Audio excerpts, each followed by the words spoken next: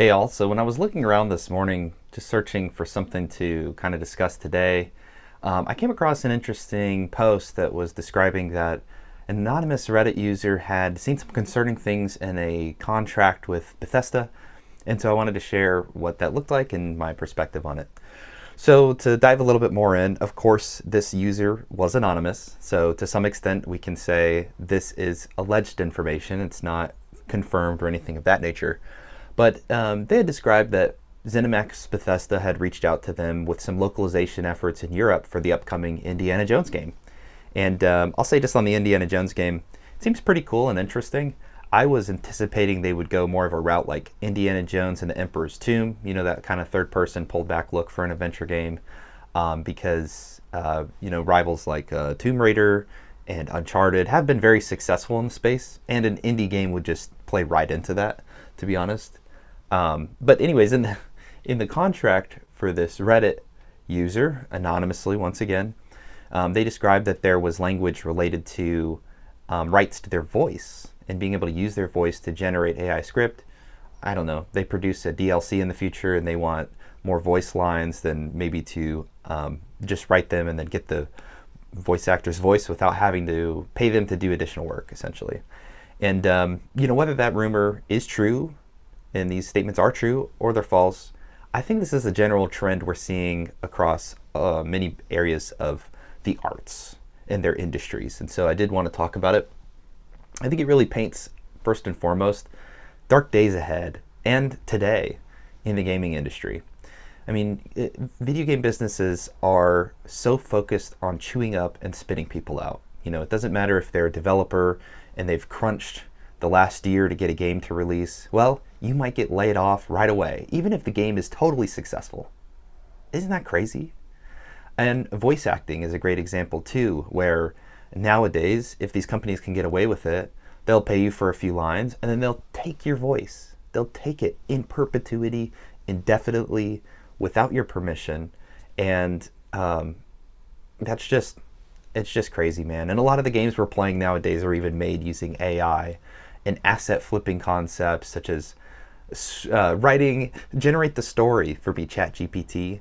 Plug in this actor's voice and write all these new lines of dialogue, or I need this kind of asset. Please build it in a 3D model for me so I can leverage it in my game, so on and so forth. That they're attempting to rip off so much in the process of wanting to create games is really destroying the human element found in games. And the human element is what we care about, right? I talk a lot about the human element when I do reviews for this channel. I love to discuss the developers at the helm, the history of the game, and it's because when you think of Metal Gear Solid, the first person that comes to mind is Hideo Kojima. He's a great example, right? His personality and the human nature element applied to the art is what is creating those games that we want to play in the future. But businesses believe that in order to maximize their cash flow, what they need to do is get the human element out. And they don't recognize that that's the basis of the success for their games now and in the future, in my perspective.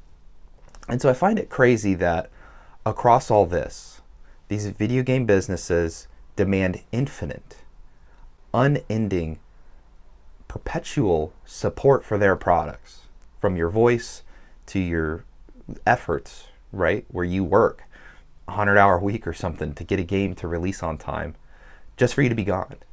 But if you use a service like Game Pass, and I'm just going to say it, Game Pass, where all of your items are digitally bought through a subscription, and the moment that you can no longer pay your dues to these businesses, they say, "Oh, you thought you had rights. You thought you had access to these games, but they're ours. They're ours. They don't belong to you."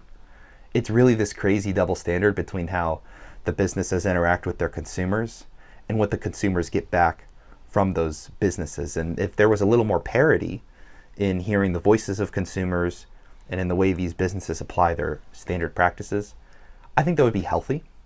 But it doesn't seem like it's possible under the current system because video game industry is just collapsing here and there. So if this is true, it's really sad. If it's not true, we know it's happening across this industry, and there needs to be something more done to kind of protect artists right? Because art is the core of video games. It's not technical graphics or whatever. So anyway, what do you think about this rumor? Appreciate you dropping by, and let me hear your thoughts. So, all right, y'all. See you next time.